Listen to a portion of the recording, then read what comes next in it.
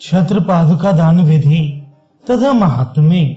सांब बोले, हे ब्राह्मण, आपने सूर्य द्वारा निर्मित छत्र का वर्णन किया। जो छत्र एवं पादुका का दान देता है वे इंद्रलोक को जाता है। हे भगवान, आप ये रहस्य बताएं कि किस प्रकार सूर्य विनिर्मित छत्र और पादुका का दान किसी ब्राह्मण को देना चाहिए। नारद जी कहते हैं, प्राचीन काल में जैसे ये घटना हुई वैसे मैं तुम्हें बता रहा हूँ। प्राचीन काल में क्रीड़ा में भृगुवंशी जमदग्नि ने बाण चलाई। छोड़े गए उन बाणों को उनकी पत्नी रेणुका ने सूर्य के दैदीप्यमान तेज से ले आकर शीघ्र दे दिया। तदनंतर उस धनुष की डोरी के और बाण के मनोहर शब्द से प्रसन्न होकर उन्होंने पुनः बाण छोड़े और उसने फिर उन्हें लौटा दिया। इसके पश्चात ज्येष्ठा मूल नक्षत्र में सूर्य के मध्याह्न में होने पर पुनः बाणों को छोड़कर महर्षि जमदग्नि ने रेणुका से ये कहा, हे विशालाक्षी, हे सूर्य, जाओ धनुष से निकले हुए इन बाणों को ले आओ ताकि मैं उन्हें फिर छोड़ूं। इस प्रकार मुनि ने कहा। इस कार्य के लिए जाती हुई वे व्याकुल सुंदर तरुणी रेणुका वृक्ष की छाया में खड़ी हो गई। उसके दोनों कमल तुल्य पैर और सिर सूर्य की किरणों से संतप्त हो गए। मुहूर्त भर वहां रुककर पति के श्राप के भय से विकल होकर उस कल्याणी यशस्विनी ने पुनः बाणों को ले आकर पति को दे दिया। पसीने में नहाई हुई रेणुका को देखकर बुद्धि से कष्ट को जानकर जमदग्नि ने रुष्ट होकर कहा, क्यों देर से आई हो? रेणुका ने उत्तर दिया कि मैं सूर्य की किरणों से पीड़ित हो गई। अत्यधिक तीखे सूर्य के तेज से मेरा सिर और पैर संतप्त हो गया था, इसलिए वृक्ष की छाया में बैठकर मैंने इतनी देरी कर दी।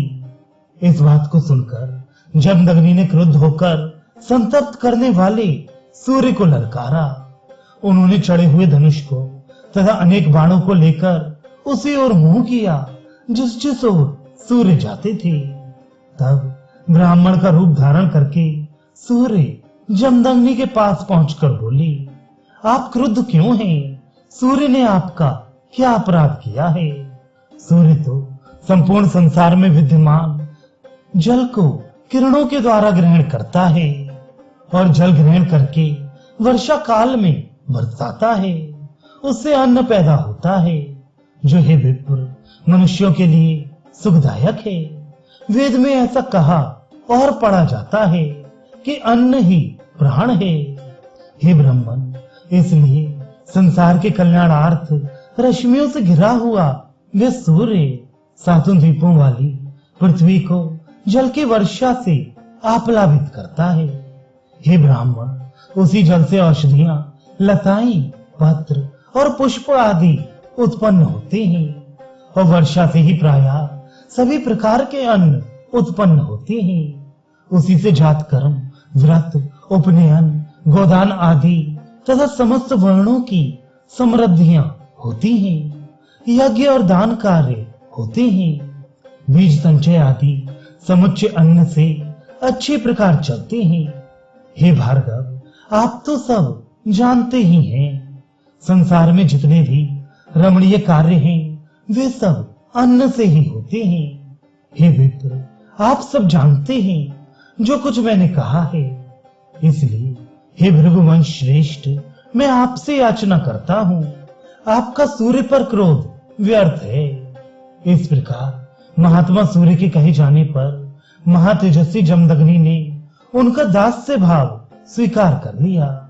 तब वह भगवान सूर्य देवता ने अग्नि समान उन मुनि से मीठी मीठी वाणी में पुनः कहा, हे विप्र, निरंतर संचरण करने वाले सूर्य का आधार संचरणशील है। ये बताएं कि निरंतर चलते हुए सूर्य को आप कैसे जान पाते हैं? इस प्रकार कहने वाले ब्राह्मण रूपधारी सूर्य देवता को पहचान कर ज्ञान युक्त आत्मा उन महर्षि जमदग्नि ने यह वचन कहा, मैं ज्ञान नेत्रों द्वारा रवि को अचल अथवा चल जान लेता हूँ।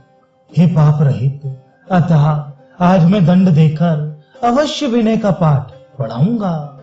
हे दिवाकर, अपराह्न बेला में आप निमेश्वर ठहरते हैं, वहां मैं आपको जान लूंगा, इसमें विचारने की कोई बात नहीं है। सूर्य बोले, हे श्रेष्ठ धनुर्धर, विप्र श्रेष्ठ, निश्चय ही आप मुझे जान लोगे, किंतु आप मुझे अपना उपकारी समझें। आपके समक्ष दृष्टिगोचर हुआ हूँ। समस्त लोक की रक्षा के लिए प्रवृत्त दुष्प्राप्य दीप्त रश्मियों वाले ऐसे मुझको अपने ज्ञान नेत्रों से आपने जान लिया। तब हंसकर भगवान जमदग्नि ने लोक प्रकाशक सूर्य को प्रेम भरी दृष्टि से देखकर कहा, इस ताप के चले जाने का समाधान सोचो, जिससे सुखपूर्वक मार्ग गमन हो और परम अक्षय की प्राप्ति हो। ब्राह्मण को छत्र देना चाहिए, इससे वह सुखी होता है। हे सुरोत्तम, आपके ऊपर मेरा क्रोध नहीं है। समस्त लोगों का कल्याण करने वाले, मुझे दिखाई पड़ने वाले आप हैं। जमदग्नि के ऐसा कहने पर भगवान सूर्य ने उन्हें छाता और पादुका दिया। उन्होंने मुनि श्रेष्ठ जमदग्नि से ये उत्तम वचन कहा, हे महर्षि, मस्तक की रक्षा करने वाला ये छत्र मेरे रश्मियों का निवारण करने वाला है। इसे ग्रहण कीजिए और पैरों में पहनने के लिए ये जूते हैं। आज से संसार में छाते और जूते का प्रचार होगा। जो लोग ब्राह्मण को छत्र दान देंगे वे पुण्यात्मा परलोक में परम आयु एवं सुख प्राप्त करेंगे। उनका निवास इंद्रलोक में होगा, अप्सराओं से घिरे रहेंगे।